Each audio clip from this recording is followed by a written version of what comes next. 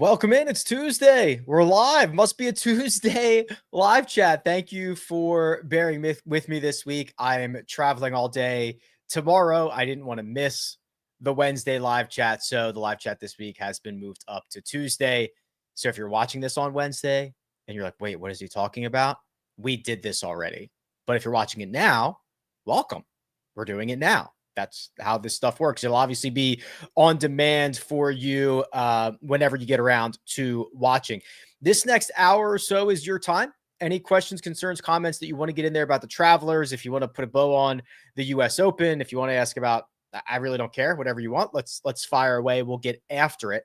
I'm also filibustering just a little bit because right here at the start of the show, we are going to pick the final spot to play golf with John Daly and myself. That's right. We're going to do it right here in the next, 2 minutes or so. I'm just letting everybody get all settled in, all situated. We're going to draw it live just like we did for the first spot. So if you have no idea what I'm talking about, you actually still might be in the draw for this because over the course of the last couple of weeks, any PGA entry that you put in on Splash Sports entered you into this draw. So you were playing for cash, you were playing for guaranteed prizes, you were doing all that. You were also entering this contest. A couple of weeks ago, we drew one name, Craven from Canada. He is in. Okay, so this is the final spot. This is an all expense paid trip to play golf with John Daly and myself. I think you get like $1,000 travel stipend. You get the round for free. Obviously, I hope, I don't know where we're going to play. I'm assuming we're going to find out at some point here in the near future, but we are drawing the last and final spot.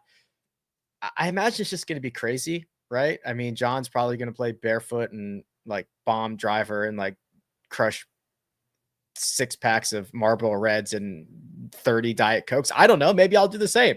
I don't know. I have no idea what's going to happen. All right. I think I've taken up enough time here. So this is how it's going to work. We have tried to do this in the past using one of those fancy dancy, wheel of names or whatever it is, but there's just too many entries here. It wants to like crash out and never work. So we're doing it old school. It's a Google Doc.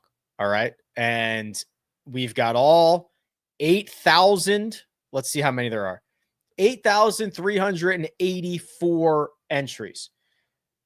Now, it is not a 1 in 8,384 shot because many of you have multiple entries, right? So if you played 10 entries at the Truist and then 10 entries at the US Open, you've got 20 entries in here, right? That's how this works. So every entry. So you might see names multiple times.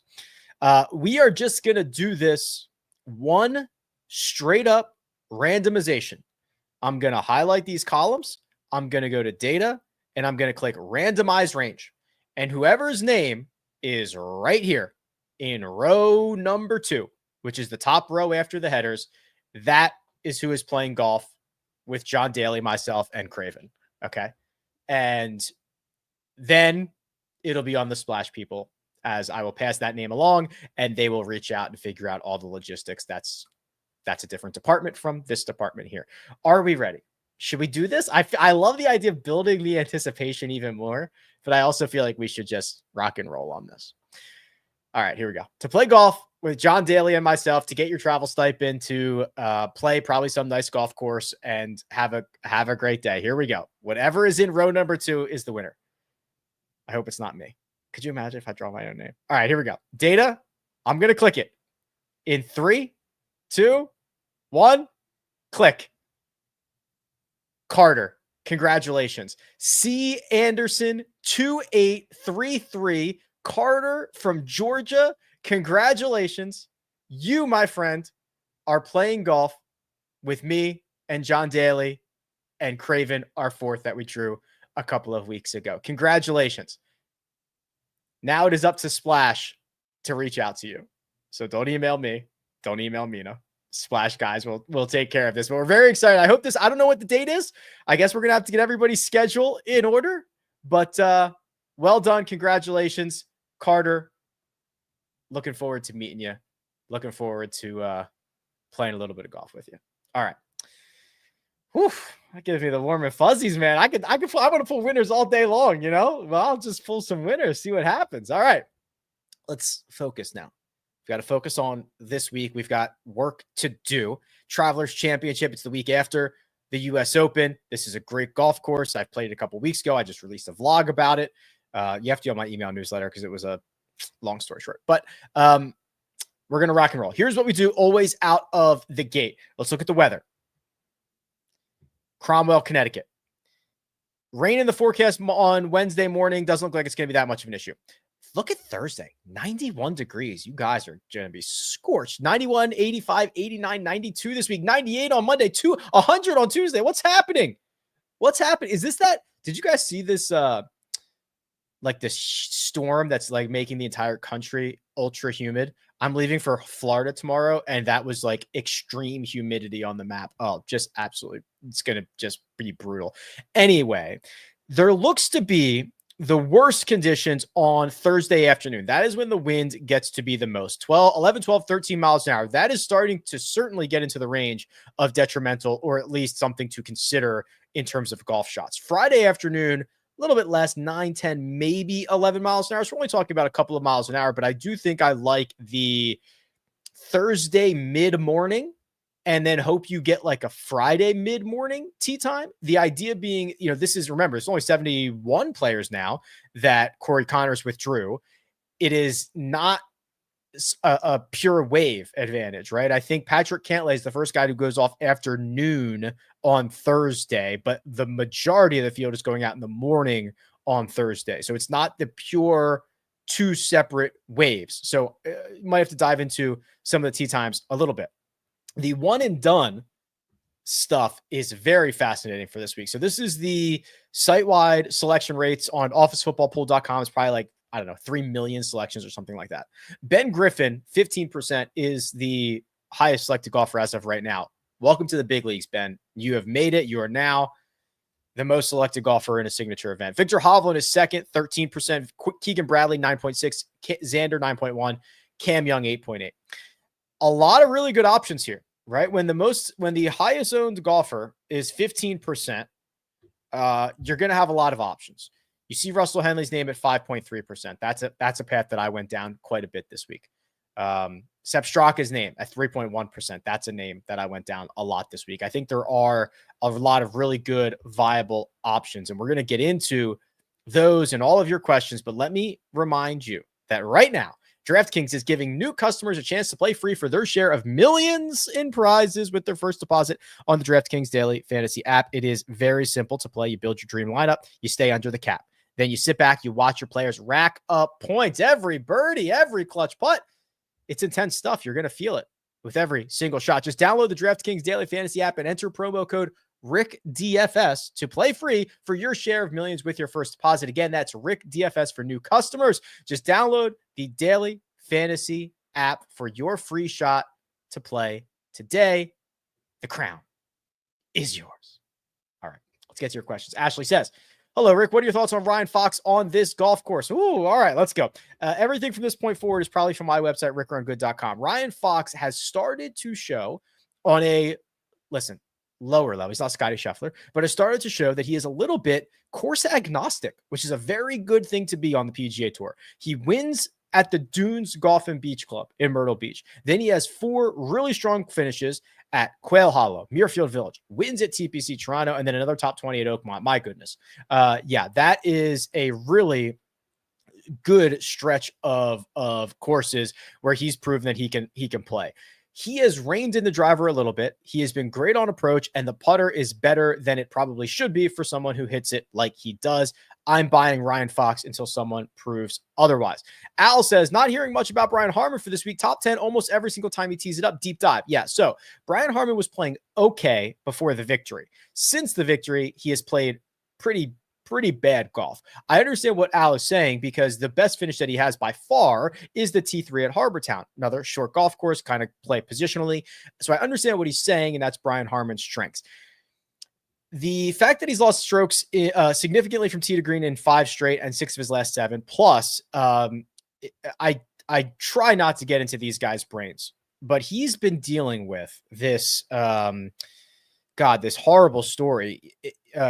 His son was on the verge of drowning, I believe, and a family friend jumped in to get him. And she's had a lot of complications. She's been in a really tough spot. I don't know what her current condition is, but I know that like he has been very open and honest about that taking a lot of his time and focus. It's horrible. So I look at even just the stat profile and I see somebody who's losing a bunch of strokes from tee to green. The putter hasn't cooperated as much as you would like to see for somebody of Brian Harman's putting caliber. I understand the history here. I understand the fit, but I'm going to take a pass. If you, Al, want to get in on this, you can have it, but it's probably not for me. John says, hey, Rick, Nick Taylor looks like he'd be a good fit around here. Nick Taylor's playing great golf right now. Nick Taylor's been playing great golf in the entirety of 2025. Look at these well-rounded finishes. T13 at the Canadian Open, he gains throughout the bag. T23 at the U.S. Open, gains throughout the bag. Muirfield Village, he actually lost strokes off the tee and finished fourth. So now we've got, in 6 starts, he has 5 top 25 finishes. Throw out the Zurich if you want. So we'll just say 4 top 25 finishes. 2 of them have been major championships. 2 of them have been signature events. Okay. So we are talking about a lot of really good play from him. Oh, by the way, he won earlier this year, Sony Open. That certainly skews on the shorter side of things. This is a short golf course. I say you fire up Nick, as much as you would like. Will, that's where I was thinking of that name, says lineup decisions, Xander and Harris English or Keegs and Spieth. It's Xander and Harris English, though I was very tempted to go in the other direction. Xander is maybe the second best player in this field. Harris English has won here before and has been playing well. I'm incredibly high on Jordan Spieth. I like Keegan, but I think they're more like, I want to get them in top 20s. I think Xander has a legitimate chance to win this golf tournament, and Harris English is probably in that same bucket as Keegan and Spieth. So we've got to go with that side of things. Shout out to Monday's model. Wallace was like 6,300 and finished top 25. I know Scottie will finish top 10 most likely, but does he win this week? I don't know. It's a really hard question, right? I know he's going to give himself a great opportunity because even when he doesn't win, he gives himself a great opportunity, right? I mean, he loses strokes off the tee at the U.S. Open. Even what B. Hale says here, if you don't hit it in the church pews 3 or 4 times, you probably win the golf tournament. Loses strokes off the tee in his last 3 and still finds a way to finish T7. Phenomenal putter, phenomenal approach player. His control with distances is second to none. He has gotten better every single time at TPC River Highlands. It is very difficult for me to say, is he going to win this golf tournament? Like 15% of the time he's going to win it. He is the guy most likely to be involved by far. It's not even close.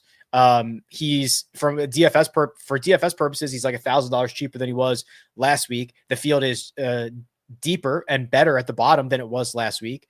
So yeah, we're just printing money on Scottie right now. It's probably going to be in the optimal lineup one way or another, unless Xander wins, unless Xander straight up wins and and Scottie finishes T9 is probably the only path that Scottie's not in the optimal lineup. A lot of other ways he is in the optimal. Hey, Rick, I've got one name for you, Maverick McNealy. And could you give your thoughts on how Spawn will play in the next few weeks? Yeah, so hat tip to JJ Spawn. Stoked for him, thrilled for him. I would be even more impressed if he played well over the course of the next couple of weeks. He's on Good Morning America. He's doing all this stuff. It's just a life-changing moment for him. Now he has to recalibrate and go play at TPC River Highlands after gaining 10.5 strokes putting, probably the best putting week of his career by a mile. I'll just double check that before I commit to it. Yeah, it was by 2 full shots. So there's a lot of ways that regression hits JJ Spawn physically, mentally, and on the stat sheet. As for the name that Checkmate says, I've got one name for you, and it's Maverick McNealy. Let's take a peek together. Playing some pretty sound golf, has been really unable to put all 4 aspects of the game together. Every week you're getting something going wrong. He loses 4 strokes putting here, loses a stroke and a half off the tee there, loses 3 strokes on approach there, loses 1.5 around the green there, while all other categories are green. That tells me that he can still put up good finishes despite that. And it also tells me that we could potentially see some room for improvement. Let's check his history here. Miscut. It was in 2022 and then in a T30 in 2021.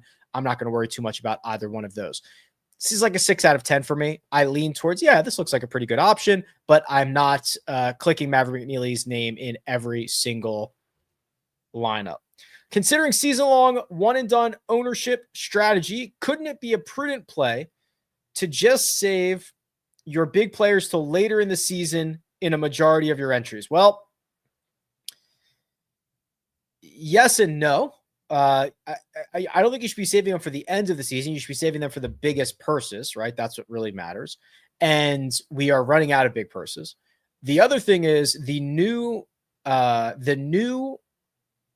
Tour Championship format, which they just announced a couple of weeks ago, is going to create a situation in which some of these big guys do not play one of the playoff events. In the past, because of how it worked, they were almost all going to play all 3 playoff events. Now, I highly doubt that Rory McIlroy plays all 3. Scottie might, but he's played a lot this year. So you could, Cody, get yourself into a little bit of a pickle if that were the case. So don't save them for the end of the year. Save them for the big purses. We're running out of those. Ryan says, hey, Rick, I've been woeful in the splash one and done. I have Scottie, Xander, Fleetwood, and Straka. Still have Hatton, Neiman, Rahm. Okay. I don't have the segments in front of me, but you could conceivably, well, you're not going to be able to play Hatton, Neiman, and Rahm. You're only going to be able to play one of them. So you should probably just be playing Rahm at Portrush. And then you should probably be playing Scottie now. Or you can play Xander now. And then, so I assume the Open is probably in the last segment then. I think you have enough guys. That last segment could be pretty good for you then. If assuming the Open is in the last segment, you could run out Rahm, and then basically in the playoff events, which are going to be big purses and smaller fields, you'd have to be a little flexible based on what we just talked about with Cody, but you could then get Xander, Scottie in there, and then Fleetwood and Straka. You can play those guys basically anywhere. How would you rank Henley, Straka, Griffin? Okay. This is a prize money pool. So I would rank these guys Straka, Henley, Griffin, Fleetwood, English. Going to be on the ground on Sunday. Anything I should know about the event before I get there, or anything about TPC River Highlands? Also, are there any cheap 6K guys? See if you can get by the 15th hole. It's that drivable par 4. I don't know. I know that there is a grandstand there. I don't know if it's hospitality or if it is open to the public, but I would sit there for an hour or two and watch those guys come through and play that. It's a very, very fun hole. That would be the thing that I would do. We already talked about Nick Taylor in the 6K range. I think Max Grazerman's putting together a really strong profile. And I think that Tom Hoge is on the verge of a big week. So Tom Hoge, I'll just share this with you. I think I might have showed this on Monday, but I can't remember. Has played a lot better golf in his last 4 than 3 missed cuts in a T7 look like. Ball striking has been really good. He's gained strokes in 3 out of 4 of those. He's missed basically all of these cuts on the number or one shot off the number. And now this is a golf course that should be a very, very good fit for him. So Hoge would probably be my favorite in the 6K range as we're kind of going through this right now. Can you do a deep dive on Taylor Pendrith? Yeah. So I'm quite warm on Pendrith. Again, I think he gets this tag of being like a bombing gouger, and I'm not necessarily sure that's true. He has showed that he can play at a lot of different golf courses. The biggest deficiency in his game, which is the short game, has really come together in the last 5 starts. He's gained in 5 straight. That's probably not something that he's done at maybe any point in his career, but that's a really good sign. He's very, very erratic. Not erratic. He's volatile with the putter. It can be really good. It can be really bad. And then, you're probably going to get somewhere between 4 and 9 strokes from him in the ball striking category. So I do like the way that Taylor Pendrith sets up for this. Gained strokes putting here last year and finished T23. Jay says, similar to what you did in your Harbortown newsletter, can you provide an updated list of strokes gained for only short courses? Well, Jay, I actually just sent this out, but my newsletter this week has that. Now, where is it? Here you go. So this is on golf courses that are 7,000 yards or shorter. Rory McIlroy, Scottie Scheffler, Patrick Cantlay, Xander Schauffele, Victor Hovland are the top 5. Justin Thomas is 6. This does not include Harbortown, which is just on the opposite side of 7,000. It's like 7,200 yards. So think about Cantlay and Scheffler and Justin Thomas's success at Harbortown. That is not even being factored in. So you have to give those guys a little bit of a boost as well. This is the lost vlog. The only way to get to this vlog is to click this link in my email newsletter, because I never made it public because it was only 6.5 minutes long. I would have liked it to have been twice that, but I got so excited and just stopped remembering to record. Best place to use Hovland the rest of the season this week: FedEx St. Jude or BMW. If you want to get freaky, you play him at Portrush, but I would say out of those options, Memphis would be very good. Tyler says, hey, Rick, I love your website. Have you considered adding a user updated wiki knowledge base to address not yet quantified player data, like which caddy on bag plays a draw, hates tight courses, etc.? All right, Tyler.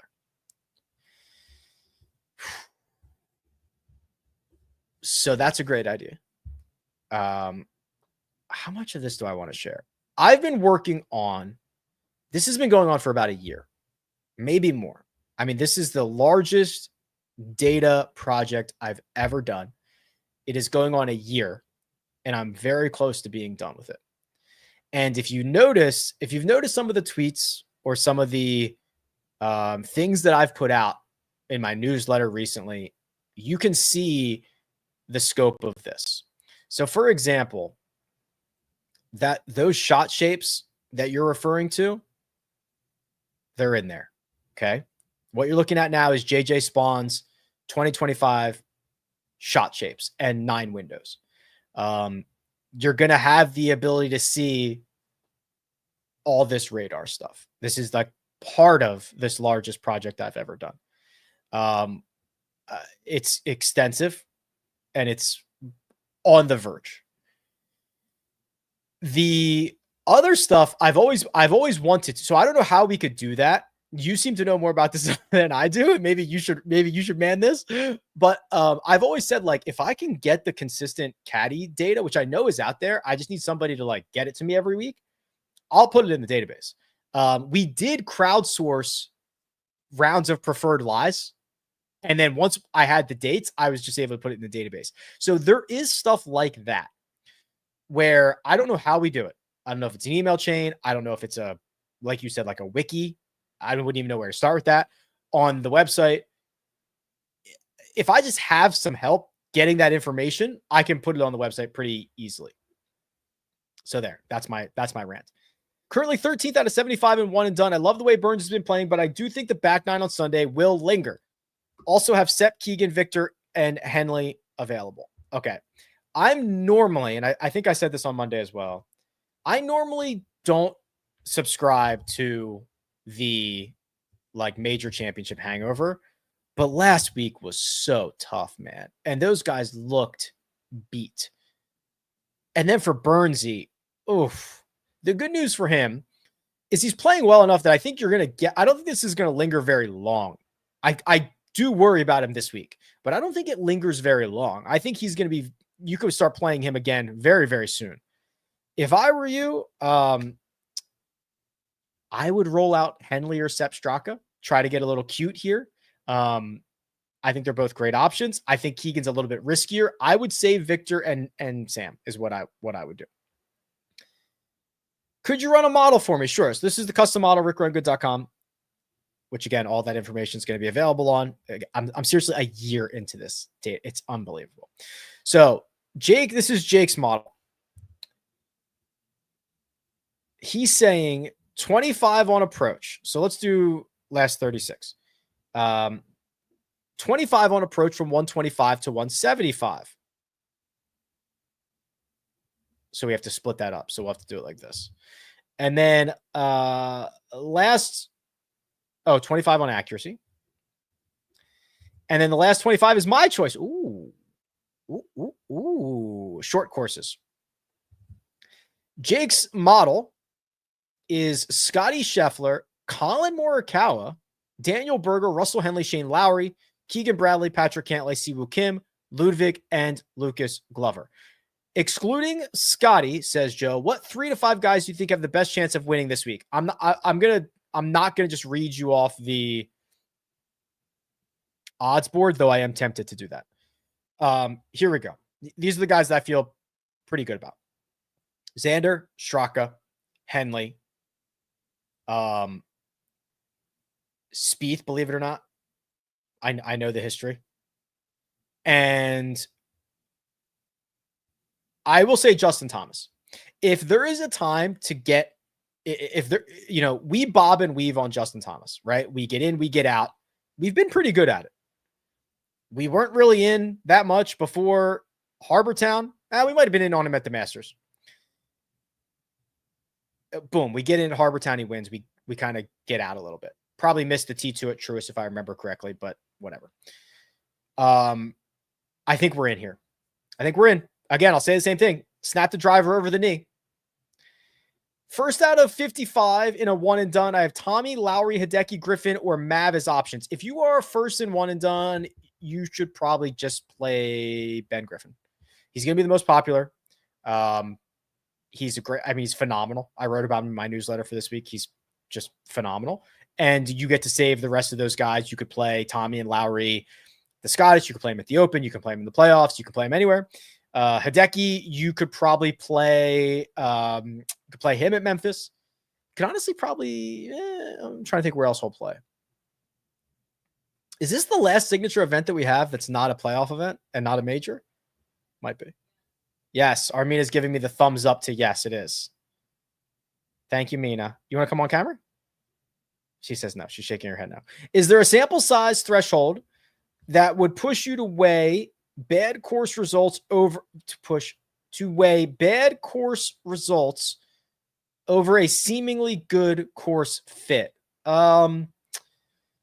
If you're a good course fit and you have like 12 really bad rounds, like you played here 3 times and it's not very good, you might not be a good course fit. So that would be it. Or on the opposite side of it, I will if you have good course history, but it's from 4 or more years ago, I really don't care.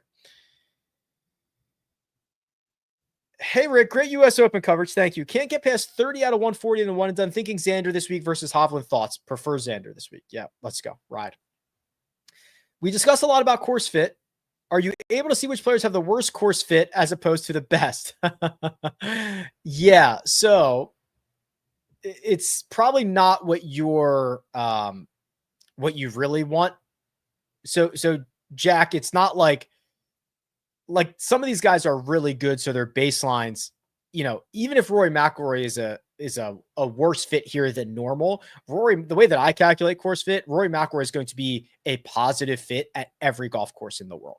Okay, maybe I should do it differently, or maybe I should do the difference, but that's the way it would work. So the guys that are really bad course fits are also guys that are going to be struggling. Now, some of them are not like I look at Tony Finau and say, wow, that's a pretty bad course fit, right? Because Finau's a better player than his course fit says. Grazerman, same thing. Tom Kim, same thing. Adam Scott, same thing, right? These guys that might not be great fits. Now, the great players are not as susceptible to course fit, right? That makes sense. Hey, Rick, down big in one and done. Ben Griffin, Xander, JT, or Captain Keegan? If you're down big, you can't play Ben, so play Xander. I love this. I've heard the greens here are now about 70% invasive Poana. It's the problem with Poana, man. It starts at 10%, then it's 30%, then it's 70%, and then it's eating up all the bent grass, and now it's just all Poana. Stuff is nasty. Could we possibly predict for later tee times worse putting and irregular results because of growth? Oh boy. I wouldn't know where to start on that. Usually guys that putt well can still putt well on Poana, but it's definitely a different animal. I don't know where the line is drawn, right? Is it 50% where you start to get those imperfections in the afternoon? Is it 70%? I don't know. Hey, Rick, in your fantasy preview vid, you thought Burns and Hovland fought too hard at Oakmont. Is that still a concern? Does Ben Griffin fall into that category as well?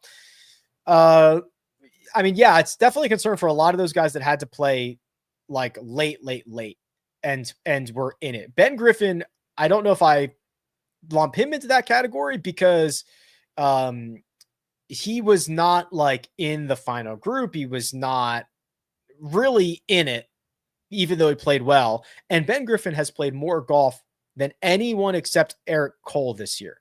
So if we go to the Holy Grail and just look at, everybody in this field last 20, since the start of 2025, Eric Cole's played 22 times. Ben Griffin's played 20 times. Cam Young, Sam Stevens, Wyndham Clark, all 20 times. So I'm not worried about like a fatigue thing as much for Ben Griffin because of those two factors. Victor is, he hits a lot of golf balls. He grinds like he's the last guy on the range every single night. He's very fit. I'm not as worried about that either.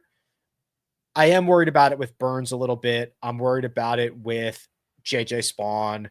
I'm worried about it with maybe Robert McIntyre a little bit. I'm mostly just guessing, right? Mostly just guessing.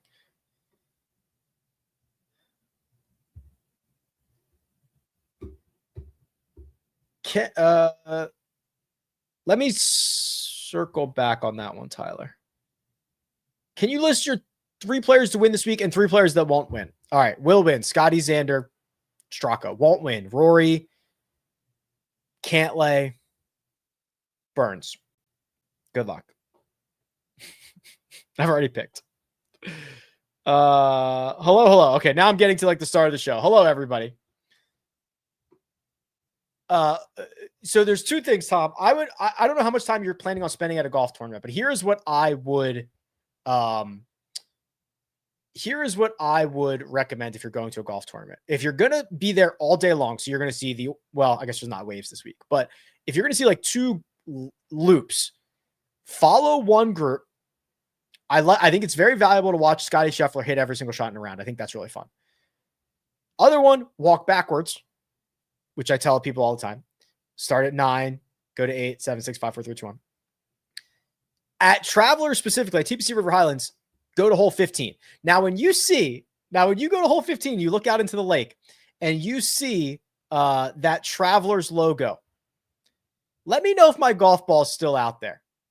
That one right there. Let me know if that's still out there, about 2.5 feet from the pin in the whipping wind on hole 15.5. That won me the closest to the pin at media day. I hope they have removed that by now, but let me know. Let me know about that. About a little 80-yard shot. I don't know about that. All right.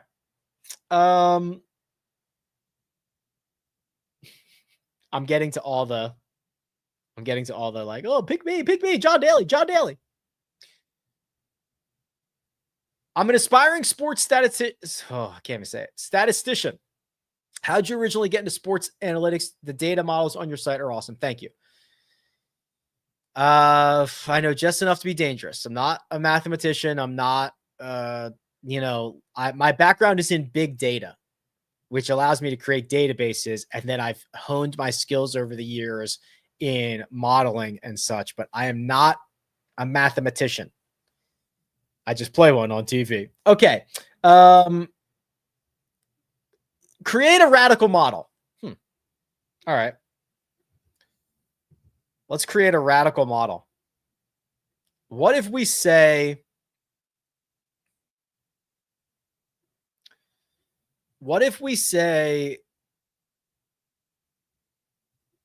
okay.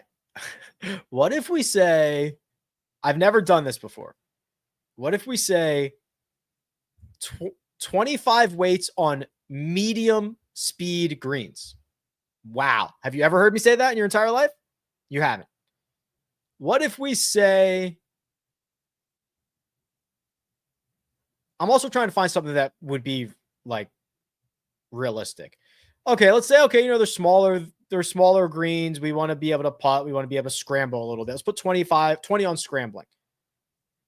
Let's say we have to do like something. We have to do something that's somewhat predictive here. Okay. Let's do 25 on how often a golfer gains strokes to the field. 0+. So that's the rate in which they gain anything to the field.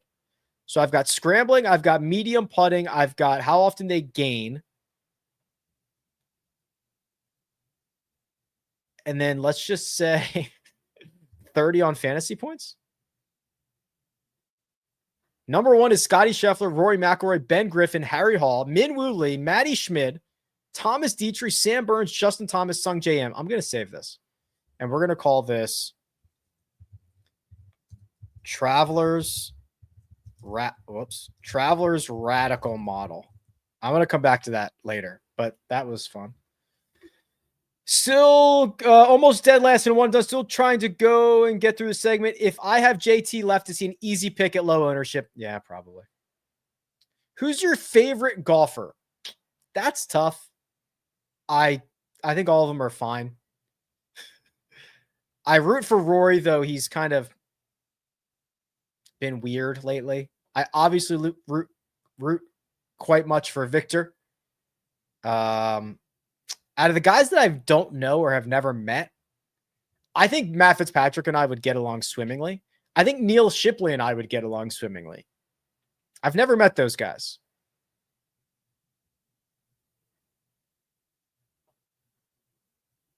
I do like Tom Kim. All right. Can we get a deep dive on Ryan Gerard? You may. And what you're going to find here is that he just can't putt, which is fine because the rest of his game's been really sound.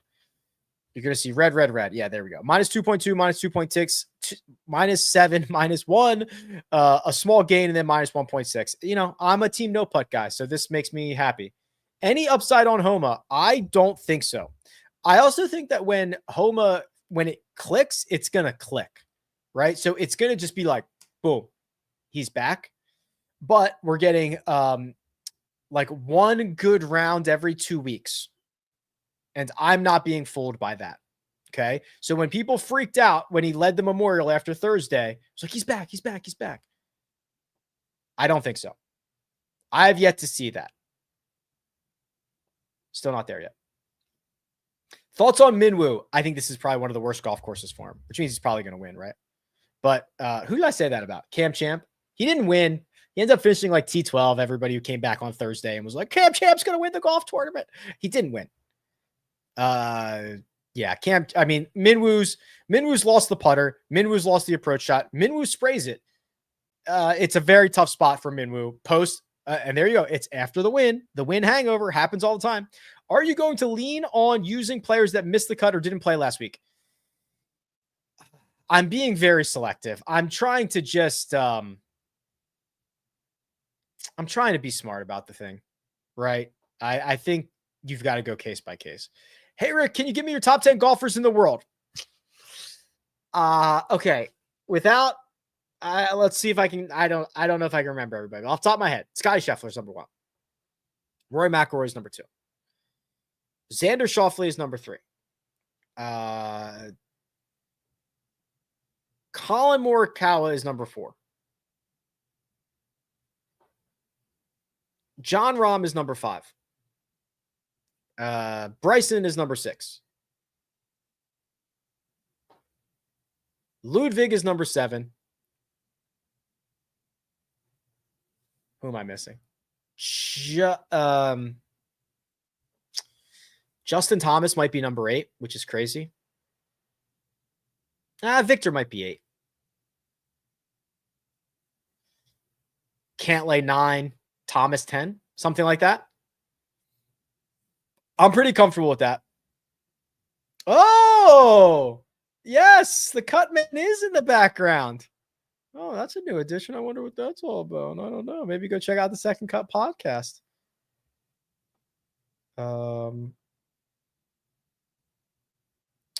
I have no idea what the deal is with Ludvig right now.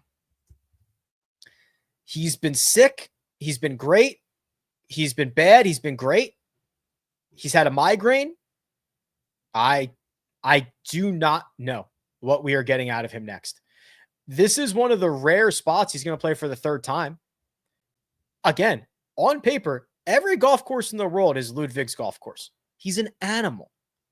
This should be a great place for him as well. He's played well here before. But man, a lot of miscuts, a lot of poor around the green play, some bad putting mixed in, some illness, some sickness, some pain, some this, some I don't know. I mean, I'm buying like all the 10-year stock. I'm buying all the 5-year stock. I'm buying like some of the 7-day stock. I'm a glutton for punishment, so I think I'd be just fine with that. Interested in Davis Thompson? No, unless something has drastically changed since the last time I looked at this, he has just lost. Yeah. I mean, we're not seeing again, he kind of had that post-win slump, and we're not seeing the tee to green play anymore. The putter's gone. I mean, everything's gone. Everything's gone. I think that Tommy Fleetwood is priced in a spot that is going to make him very intriguing. $8,900. He's missed one cut in a year. The rest of his game is awesome. I've played Tommy in a couple of one and dones. I have zero concerns about Tommy Fleetwood. Who needs a good week the most? Could be different perspectives. Ryder Cup, FedEx Cup. God, I mean, Wyndham Clark needs something positive. I would say, who needs it the most? Sungjae?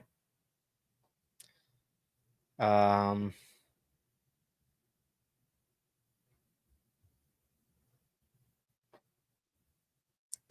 that's a good question.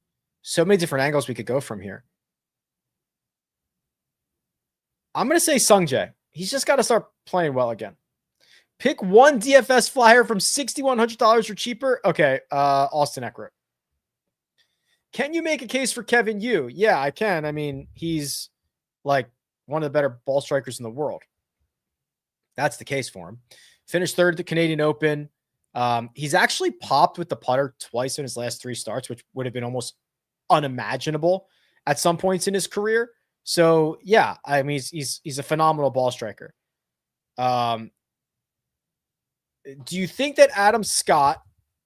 Okay, Adam Scott, I would also throw into like no offense, but he's 45 years old and he just had like an unbelievably grueling final round where he shot a 79. And I also think that at this point in his career, his distance is kind of one of his better attributes, and that's not going to be in play as much here. So I'm going to just take a pass on Adam Scott. I think I already answered this, Justin. I probably answered it before I read this comment or before you commented on it.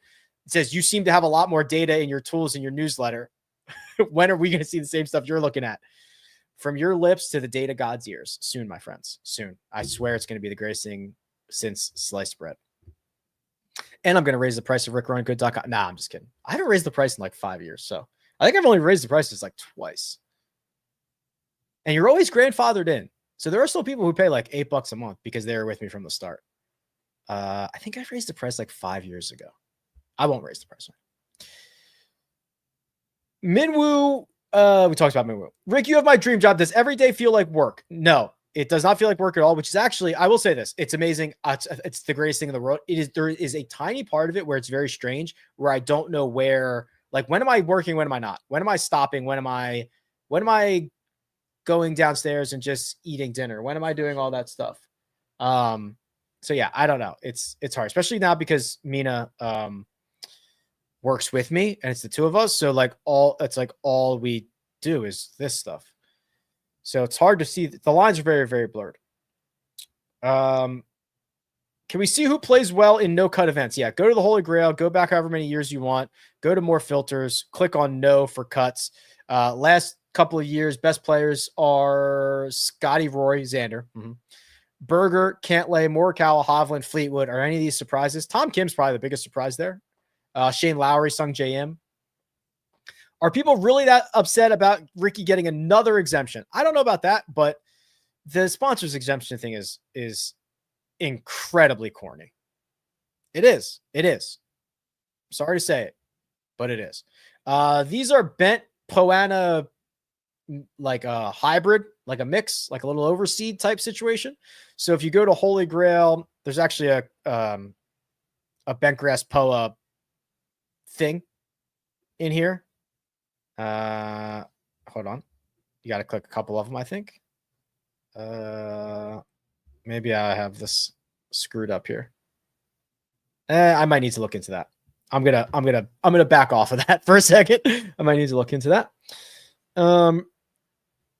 Thoughts on? Yeah, I mean, I think Victor's going to be fine. I think this is a decent spot for him. I don't think it's a great spot for him. The best spots I think for Victor are difficult driving golf courses and ones that are going to reward great ball striking. This will do the latter, but he is going to not be able to separate as much off the tee, in my opinion. I have not done the Akshay deep dive. I was pretty high on Akshay last week. Excuse me. And he missed the cut. I don't usually care about missed cuts at majors, unless you're one of the top 5 guys in the betting odds. He got off to a slow start on Thursday. He played much better on Friday, and he missed the cut. I'm not that worried about it. What we saw at the Charles Schwab was great. What we saw at the Memorial was great. His history here is only one event, which was awesome. It was a T5 last year. So I'm quite in on Mr. Akshay. Yeah. Are we calling it the Grand Slam, Cobra? So I can't remember the other options. So when a guy gains strokes in all 4 major categories, I need a name for that. Ben Griffin's done it 4 starts in a row, which is absolutely insane. I'm working with the working title is a Grand Slam. If anybody can beat that, Grand Slam, I know it's a golf term, but for me, it's still such a baseball term. And it's like, I don't know, like, what do we call that? You gain throughout the bag. It needs to be called like a blank. Like, Ben Griffin had a blank last week. He had a full bag. He had a something. We need to figure that out.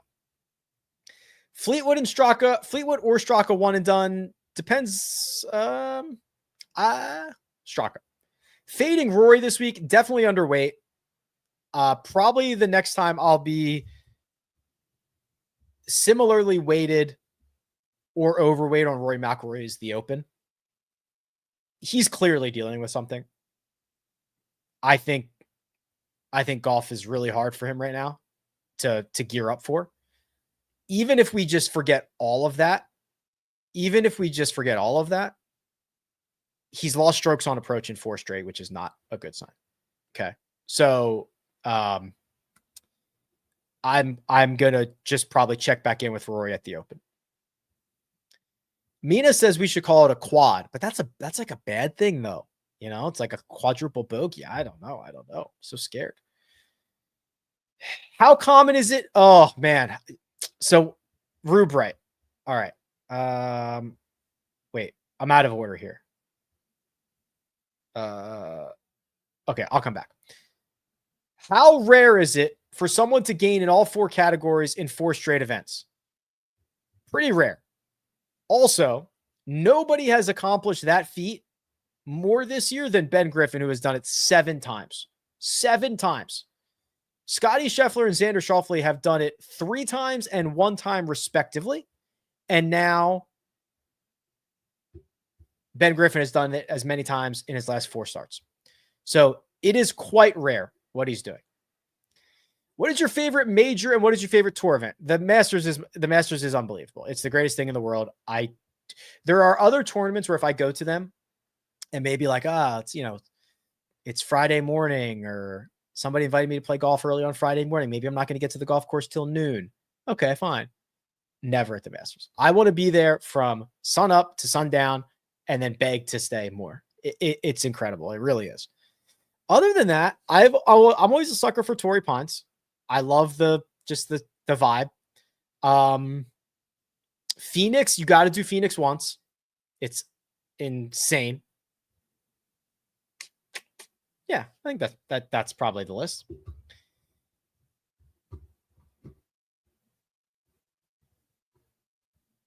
This is another thing, Guy. So Guy says, is there a way to find out or predict fields for the 3M and Wyndham? There are people out there who are better at this than I am because I certainly don't spend a lot of energy on it, but there are people out there who will look at like Did they play this event in the past? Are they exempt into it? Have they committed to it? Sometimes you'll get commitments early. And kind of put like a likelihood on if they will play it or not. Again, if someone wanted to do that for Rick Rungo, like we would figure out a way to do it, right? To implement it if it's good. But it's just an educated guess, I suppose. Josh says, hope you're having a good day. I hope you're having a good day, Josh. Good to see you. Any love for Harris English? Like a 5 out of 10. Thoughts on Denny McCarthy? This is kind of a Denny spot, isn't it? It's kind of a Denny spot. So has not been playing well, which kind of stinks because I would have loved to have run him out here. The approach play's gone. Yeah, we talk about this a lot. Denny's is very, very streaky ball striker. 5 in a row positive, 6 in a row negative. Maybe he started to turn it around, but I tend to think not. Probably pass on Denny. Pretty sure it's all guessing.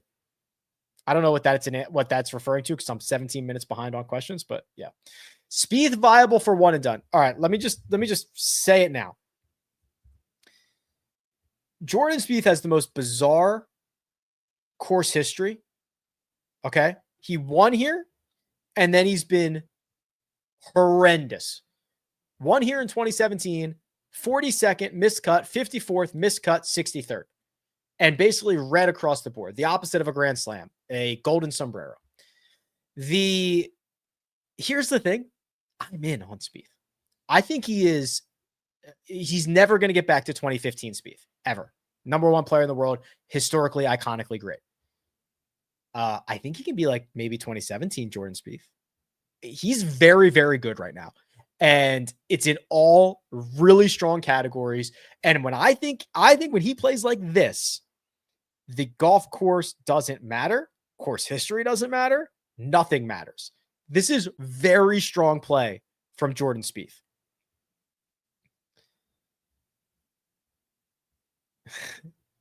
You tell me, Rubright. Is the cut man a silhouette of a specific player? I don't know. Who could that be? Who could that be? I'll tell you at the end of the show. Okay. Weekend planning for the bet stream. So I'm in on Cam Young as well. But I'm nervous, but I'm in. So bet stream this week for ESPN. So I'm leaving for Florida tomorrow. Ponte Vedra PGA Tour Studios. We're going to do the bet stream. A little bit of a different cast. I think it's Jeff Eisenband instead of Coach. And I think it is Graham Dillette instead of Matt Every, I believe, is this. I think those guys have other commitments this week. So we're going to likely go, I think it is 12 to 2 Eastern on Thursday and Friday, and then 11 to 1 on Saturday and Sunday. I'll tell you what, this feed is changing a lot. I would still do a million things differently, but I would say that about anything. It's getting pretty darn good. I wish it was more than 2 hours. They're kind of letting me cook a little bit.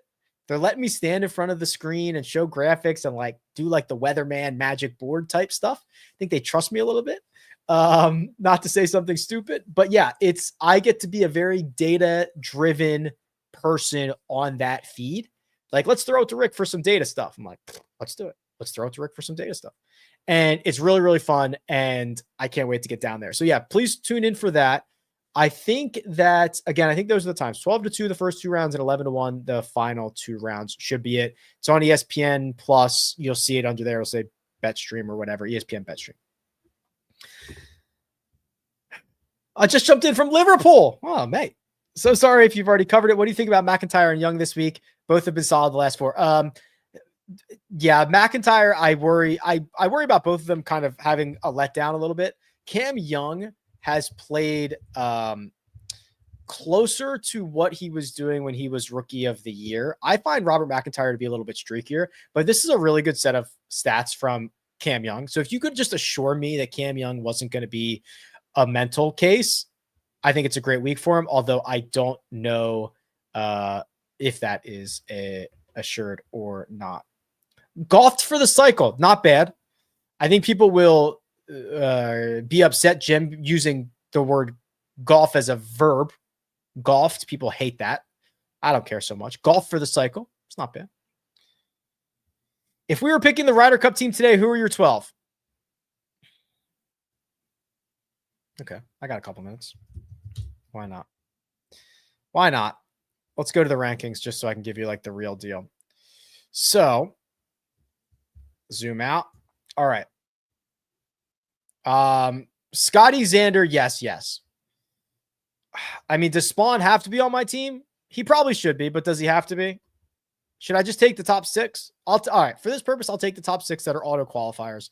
So that's Scheffler's, Schauffele, Spawn, DeChambeau, Thomas, Morikawa. All right. Now I'm taking Ben Griffin. I'm taking Russell Henley. I'm taking Sam Burns. If I'm Keegan, I'm probably picking myself. And then do I want to take Cantlay or do I want to take Cam Young or Berger? I probably take Berger, but that's my thing. A Royale with cheese. I don't know if that's going to catch on. A plate full of peas. Hit for the cycle across the board. We'll work on those. A clover leaf. That's actually not bad because it's 4.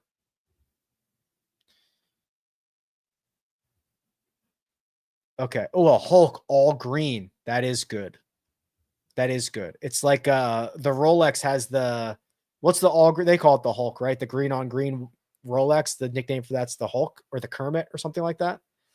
Yeah, that's pretty cool.